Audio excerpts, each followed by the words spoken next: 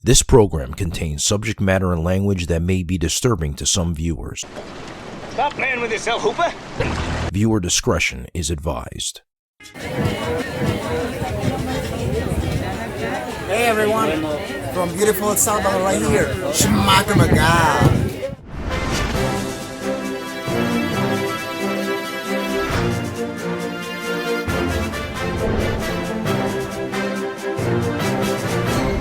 SHMACKEMAGOB, it's time for the news, and I want to thank my friend Yohalamo who left me that killer intro. You rule, buddy. You know you rule. Thank you so much. And if you want to send a video saying SHMACKEMAGOB, I'll tack it on in the beginning of the news. Just send it to this email right here. And hey, it's my birthday. And it's also the birthday of two killer dudes that left comments on the news last week. His name is Vince Benjamin, and the other person's name is Jeff Robinson. Happy birthday, guys. February 9th, Aquarius rules. And if you watched the news last week, I showed you a clip of my good friend Charlie that sent me a cameo of Rick Nielsen sending me a happy birthday. Well, this year I got another cameo from my great friend Jackson Routing. And he sent me a cameo from a thrash legend. Check this out. Ralph, it's Steve Zetro Souza from Exodus. Happy fucking birthday. How about that, huh? Amazing. And also, I must congratulate you on 20,000 subscribers on your fucking YouTube channel, Almost Human 56. That's amazing. Now, I have a YouTube channel. I only have 8,000 subscribers. So 20,000. Your Google AdSense must be really cool.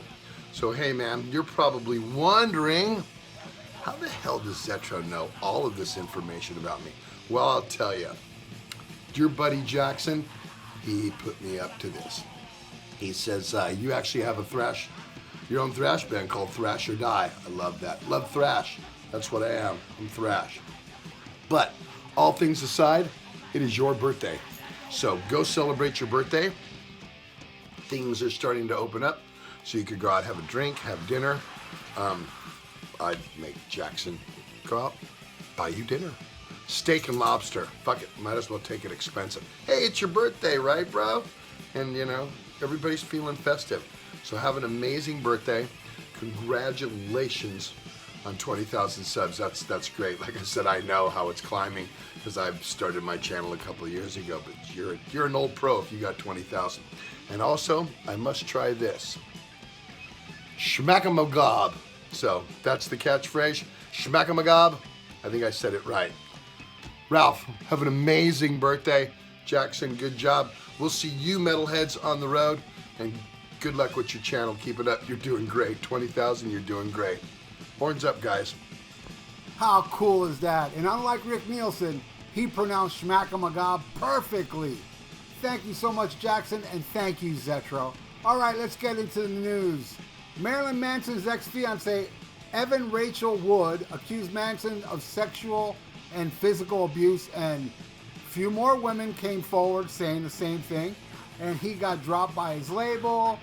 His manager left him, and all this is going down right when all this came out. Now, I'm not a Manson fan, not at all. Actually, I saw Marilyn Manson and the Spooky Kids because they were a local band down here before they ever got big. And believe me, I mean, I saw him way back where he performed with a drum machine. And then I think I saw him one more time after that. I really didn't like it. It was like this circus music. It was kind of different than what he turned into back then. But still, it wasn't my thing. And it still isn't my thing. I've heard some of his music since he's been big. And Cake and Sodomy's okay.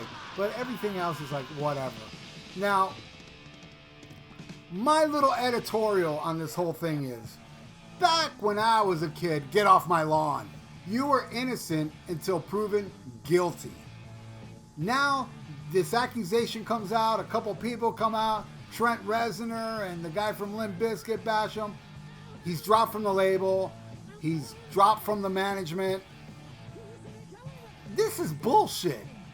It really is. I feel, I mean, Manson came out and said, look, man, you know, what he basically said was, hey, I'm into rough sex, and these chicks were into rough sex. It was consensual.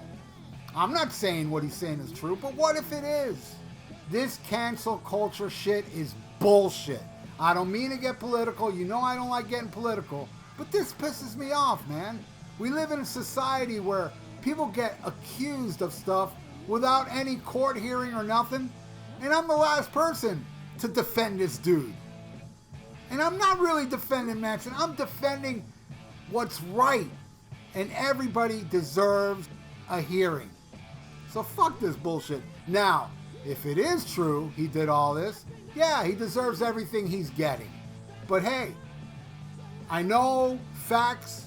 Some people hate hearing facts, but it's true. There have been girls that falsely accused men of rape. It has happened.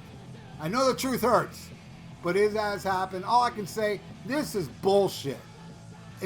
And I can't believe I'm defending this idiot, but that's how I feel. Next story.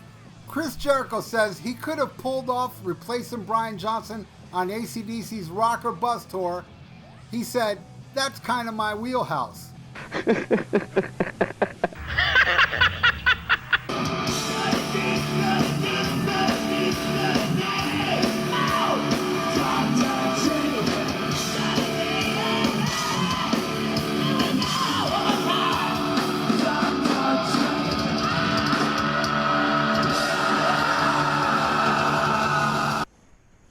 Come on, man.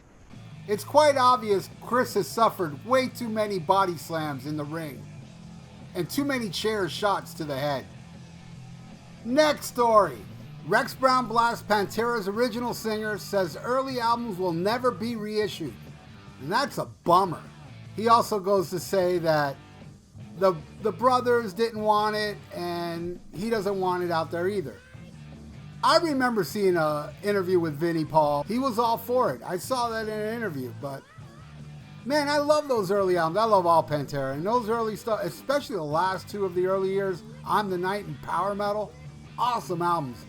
Metal Magic, Project in the Jungles, has its moments, man. Song Killer rules. So yeah, I'm kind of bummed. I do have like bootleg copies of them, but I would love to have the real deal, clean it up. And I know so many people hate Pantera. And a lot of those people that hate Pantera, I've heard them say they like the early stuff, the Glamterra stuff. Not the later stuff. Not after Cowboys, they weren't into it anymore. So there is a demand for it. Even Pantera haters like that stuff. This really blows. And speaking of Pantera, they released the 20th anniversary edition. 3 CDs. I got the vinyl, as you can see.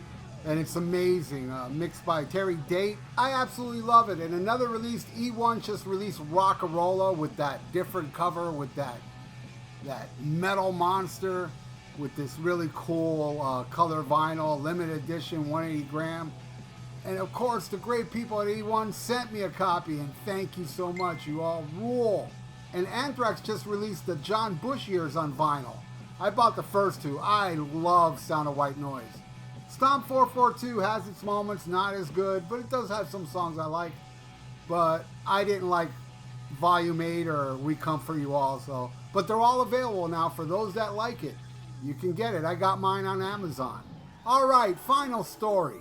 Tommy Lee is working on a Christmas song. What did Christmas ever do to Tommy Lee? Like if this Mariah Carey song wasn't bad enough. I mean, why even bother? Nobody's gonna care. I mean, have you heard that last Tommy Lee album? I mean, it's unlistenable. It makes Methods to Mayhem sound like Methods to Mayhem. I don't know. It all sucks to me. Now, if I was to manage Tommy Lee, I guarantee you I can make this Christmas song huge.